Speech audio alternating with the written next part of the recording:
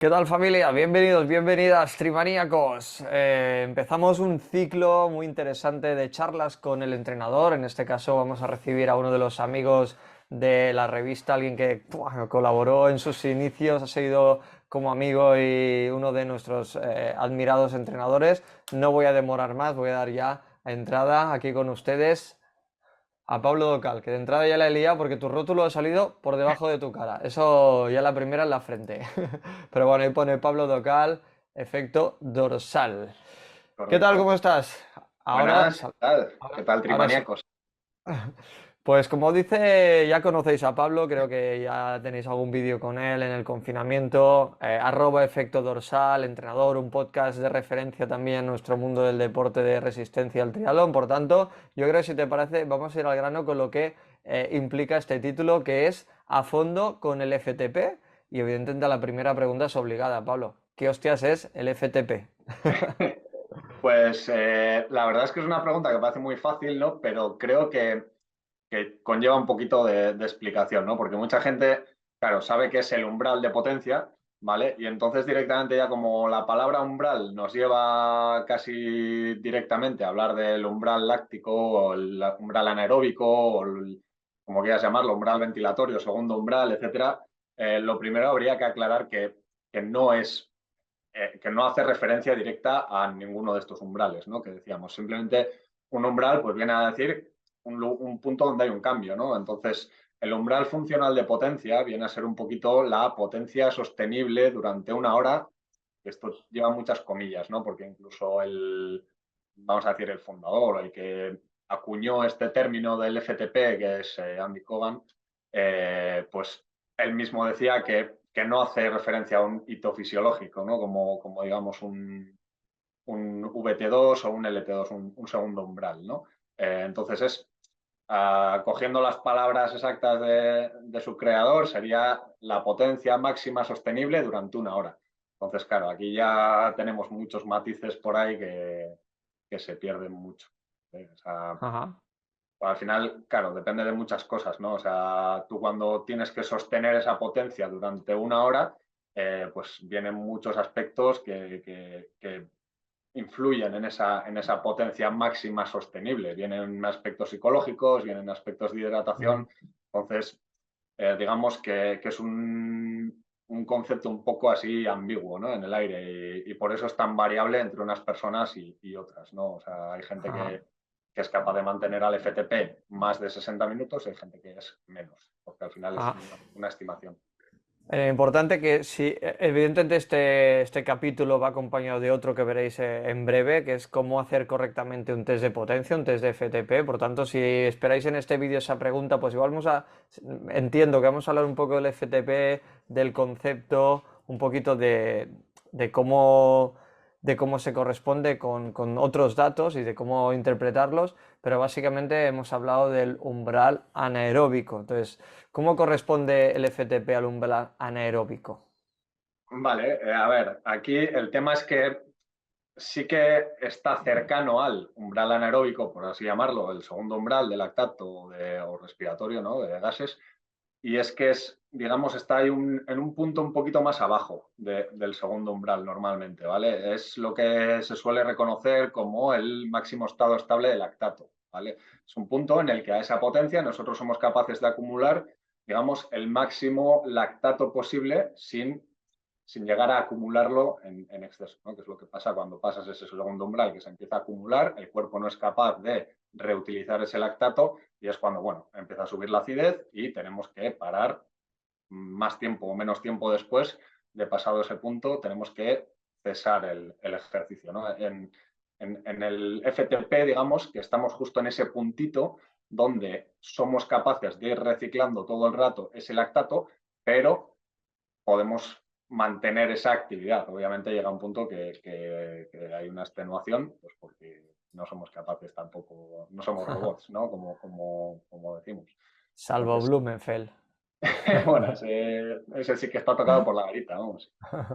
Sí, entonces es eso, es un punto un poquito más abajo del umbral anaeróbico, ¿vale? No es exactamente el umbral Ajá, anaeróbico, que es donde ya empezaríamos a disparar ajá. ese lactato. Evidentemente ahí es donde entra, hablando de Blumenfeld, ¿no? Es decir, el triatleta popular, el que no se puede permitir tener a su entrenador a su lado continuamente, Mm. pues evidentemente ese sistema no vamos a verlo, pero cuando vemos estas pruebas continuas, esos test de lactato de lo que se habla, que los hemos visto en Blumenfeld casi continuos, también hablamos con Roberto Corujo, entrenador de Guruche, de eso, del presupuesto que indica exactamente un entrenador pro. ¿Qué datos obtiene y por qué esos controles tan constantes? ¿Por qué beneficio tiene para el entrenador? Claro, a ver, aquí el FTP o el test FTP o este valor, al final, es lo que decimos, es curioso porque en cuanto hablamos de entrenamiento por potencia es como el dato clave y sin embargo Ujú, no hace referencia a un hito fisiológico como decíamos antes, ¿no? Entonces, ¿qué es lo bueno que tiene? Pues que tiene mucha validez en cuanto a reproducirlo, ¿no? O sea, tú eres capaz de hacer un test FTP pues prácticamente cada mes, ¿no? Entonces, ujú. eso digamos que está al alcance de cualquiera, ¿no? Porque al final luego ya lo veremos en el vídeo en cuanto al test FTP, pero es muy fácil de hacer y se puede hacer casi sin medios, ¿no? O sea, simplemente con una bicicleta y un potenciómetro lo haces. Ajá, Y esta gente pues tiene acceso a esos medios extra que nosotros no somos capaces de tener. ¿No? Bueno, somos capaces, quien tiene mucho dinero, porque para que os hagáis a la idea de lo que cuesta esas mediciones de lactato, esto cada vez que se cogen una muestra de sangre, pasa por una tira reactiva, cada tira reactiva de esas te viene a costar unos 2,5 €, 3 €, ¿vale? Entonces, no está al alcance cualquiera. Tú piensas que cada vez que haces un test de lactato te vas a 10, 12 tiras, 8 tiras, en función de cuántas muestras tomes, estás hablando ya de 30 € solo en materiales. Entonces, pues ajá, de ahí que no sea viable el estar todo el día pinchándote en la oreja, ¿no? Aunque ajá. sea lo más exacto. O sea, esa medición que le debemos hacer a los pros, que le debemos hacer a Sanders cuando va a Hawái, etcétera, etcétera, que se tiran 3 horas y cada X le van pinchando, Sí, sí. o a Blumenfeld y demás, pues al final es una manera de medir el lactato que tienes exactamente en sangre y hilarlo finamente, ¿no? Y ahí es donde puedes saber si estás en el primer umbral de lactato, si estás en el máximo estado estable de lactato que comentábamos hace un momento, y es la manera exacta, Ujú. pero claro, obviamente no está al alcance de todo el mundo, ni mucho menos, ¿no? O sea, Ajá. no Obviamente, o merece sea, la pregunta era básicamente de cotilleo, de analfabeto total, y evidentemente cuando hablabas de que evidentemente hay unos márgenes de error o unos errores que se cometen a la hora de obtener esos datos, obviamente el ecosistema Blumenfeld, el ecosistema Pro, aparca cualquier, aísla cualquier cosa que no sea realmente científica y de ahí un poco yo creo que también los resultados de los profesionales, obviamente.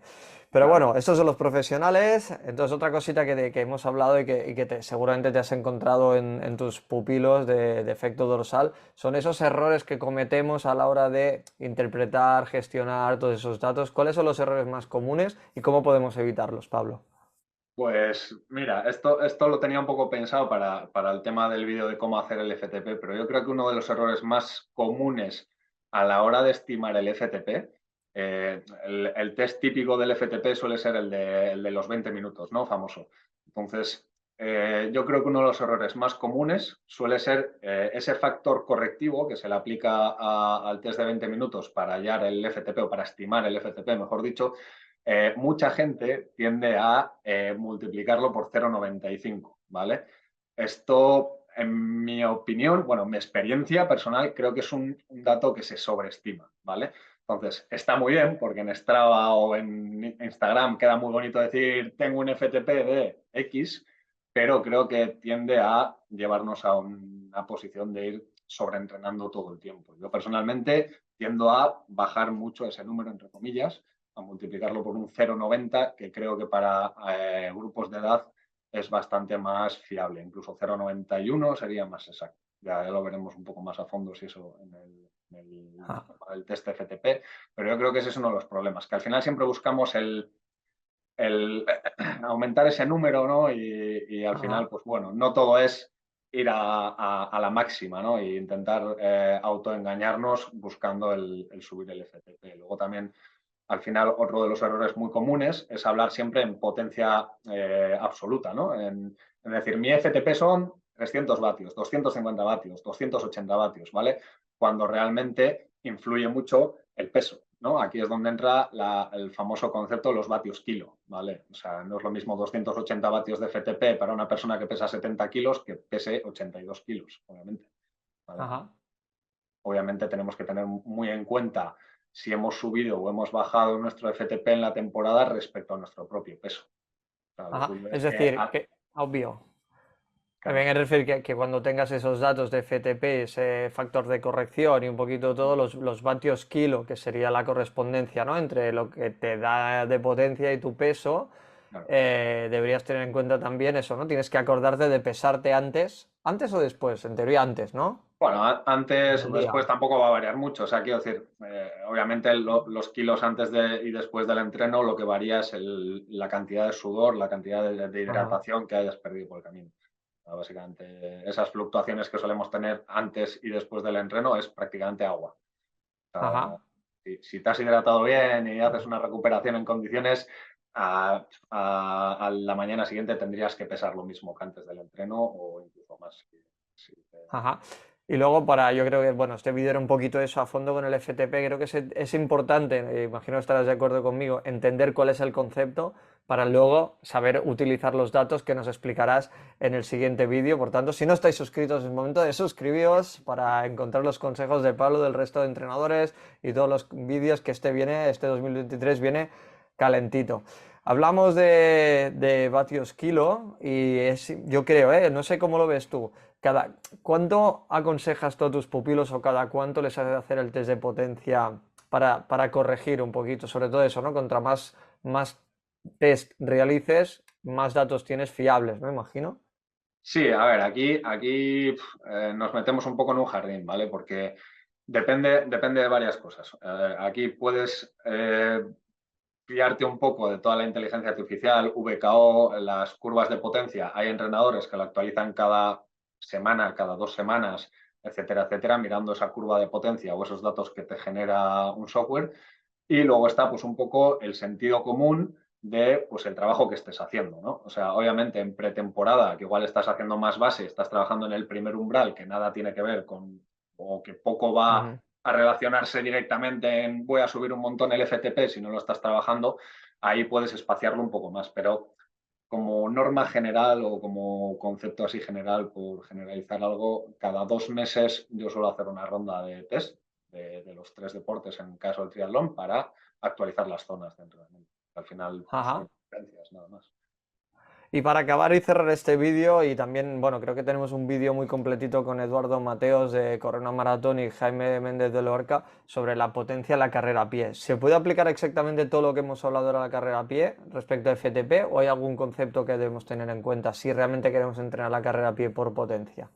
Yo personalmente la carrera a pie no la he entrenado nunca con potencia, ¿vale? No, es que al final es una estimación y sí que parece que ahora mismo se está validando más y con el nuevo Street y demás parece que puede ser fiable.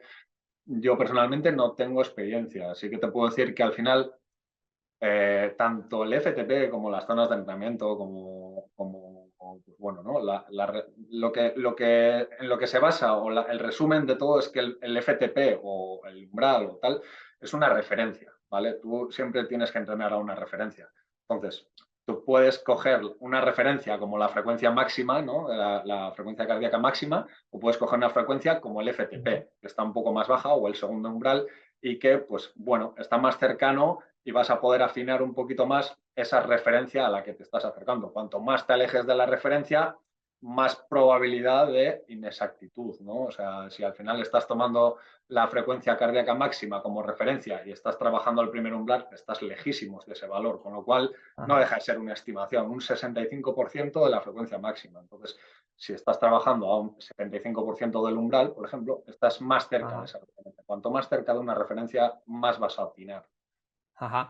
En Y ese ahora sí, sentido. ahora sí, para cerrar, pura chafardería estadística, ¿cuántos de tus pupilos se pasan a la hora de entrenar? Cuando les marcas una zona, se van a la tercera, a la cuarta, cuando tienen que estar por debajo. ¿Es habitual que nos equivoquemos y nos pasemos de vueltas? Es habitual. Yo siempre digo que al final lo complicado normalmente con un deportista es echarle el freno. O sea, el frena un poco, ten paciencia que va a llegar el resultado y ya no te cuento cuando pones entreno suave en zona uno, zona 2, ya olvídate. Yo juego un poco con ventaja porque soy oyente habitual del podcast Efecto Dorsal, que protagoniza, dirige, coproduce y lo hace todo. Pablo Docal, os recomiendo, lo dejo en los comentarios. Episodios muy buenos este 2023. Ya lleva, ¿cuántas temporadas llevas con el podcast, Pablo? Esta es la cuarta ya. Cuarta temporada.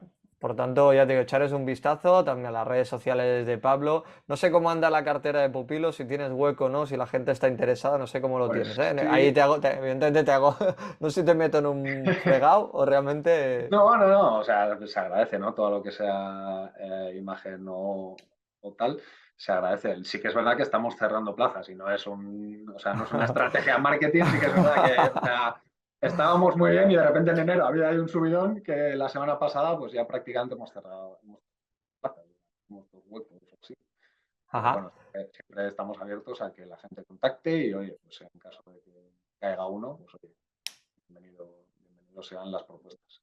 Pues ahora lo tenéis, Efecto Dorsal, Pablo Docal, muchísimas gracias. Nos vemos en breve para hablar ahora sí de cómo vamos a hacer bien un test de potencia, ¿te parece? Me parece bien. Gracias a ti por invitarme. Bueno, aquí estamos.